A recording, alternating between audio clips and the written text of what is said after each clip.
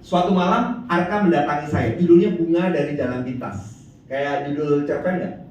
Ya. Bunga dari Jalan Pintas. Suatu malam Arka mendatangi saya. Ya, Arka mau belajar coding deh. Airtable ribet, tabelnya juga makin rumit katanya. Selama ini dia menggunakan Airtable yang dikombinasikan dengan N8N untuk menangani pemesanan Omah Martimbang, tempat acara yang dikelolanya. Sistem itu semula cukup membantu. Sekarang, setiap tambahan kebutuhan kerap membuat susunannya makin sulit dipahami. Makin lama makin susah ya.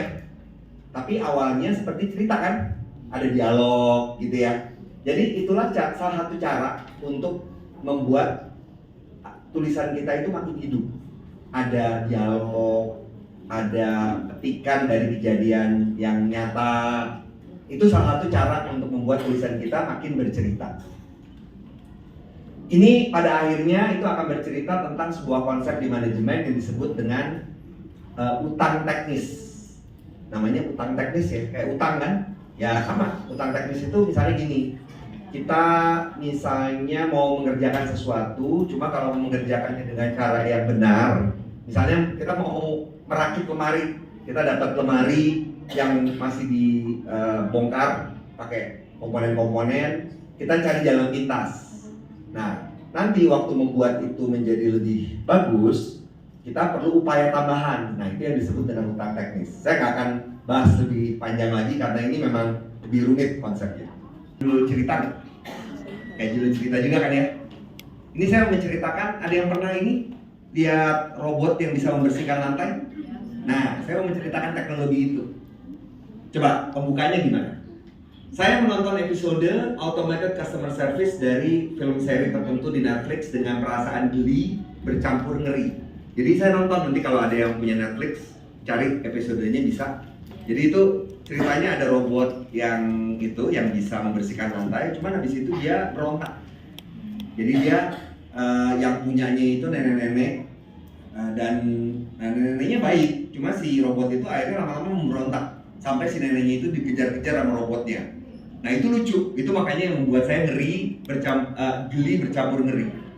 Sebuah robot pembersih lantai mengejar seorang perempuan dan anjingnya keliling rumah. Sedangkan layanan pelanggan otomatis malah meminta dia mengikuti menu bantuan. Mesin kecil yang biasanya menghilangkan debu, tiba-tiba tampak mampu melihat pemiliknya, memilih sasaran dan menentukan tindakan. Seperti cerita juga kan ya. Jadi kita nggak langsung penjelasan teknis, kita coba gambarkan.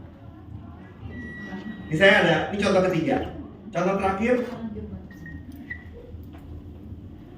sejarah.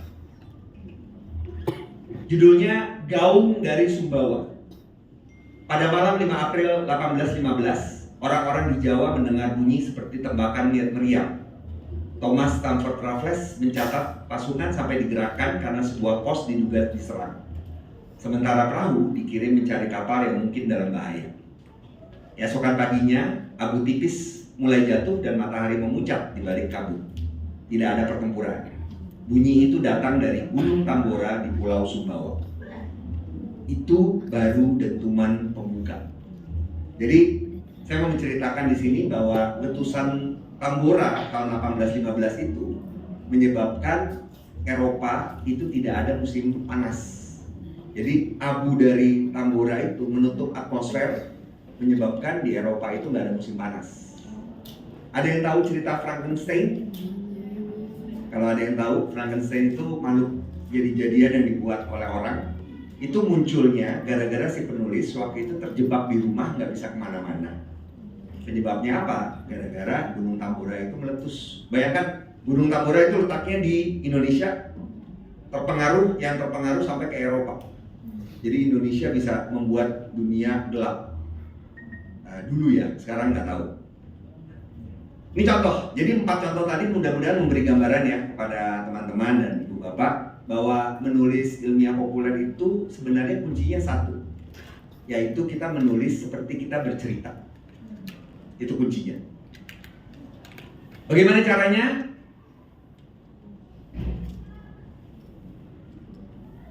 Nah, ini yang nanti kita akan jadikan, kita masih sebentar lagi waktu saya. Ini yang nanti akan kita jadikan sebagai bahan. Pertama, cari topik, mulai dari topik dulu. Pikirkan satu topik yang menarik perhatian. Tidak ada topik yang terlalu remeh ya. Tidak ada topik yang terlalu remeh. Apapun bisa diangkat. Nih lihat papan tulis ini. Ini namanya apa? Ini namanya televisi. Ini namanya televisi. Teknologinya apa? Teknologinya plasma. Mungkin nanti ada perbedaan perkembangan, kita bisa membuat artikel perkembangan teknologi televisi. Tahu kan? Ada yang pernah lihat televisi yang gede, belakangnya mundur? Mungkin ada ya, itu TV tabung, kan? Nah, itu ada perkembangannya tuh, dari TV tabung menjadi TV LRT, menjadi macam-macam. Nah, bisa dari situ. Mikrofon. Ada yang kira-kira bisa berpikir apa yang bisa kita buat dari mikrofon? Bisa sejarah, bisa juga teknologi untuk mengeraskan suara. Kan selain mikrofon ada apa lagi? Ada ini, mikrofon yang disematkan di sini kan? Ada headphone, terus ada toa, ya kan? Sebenarnya apa dan bagaimana cara manusia untuk membuat suara menjadi lebih keras, ya kan? Itu bisa dibuat tuh. Baju, bagaimana sejarah perkembangan baju misalnya, atau misalnya apa saja jenis-jenis bahan pembuat baju dan apa bedanya. Baju itu pembuat pakaian itu ada bahan alami, ada bahan sintetis. Misalnya katun, nilon gitu kan ya. Nah, itu juga bisa menjadi bahan tuh. Jadi tidak ada yang tidak bisa jadi bahan. Pakai jilbab ini semua ya. Terasa nggak ada jilbab yang enak, ada jilbab yang nggak enak? Terasa kan? Kenapa muncul rasa itu? Bahannya mungkin yang berpengaruh. Misalnya, itu bisa jadi ide, kan? Terus misalnya ini, kenapa dinding sekolah itu catnya hampir pasti krem?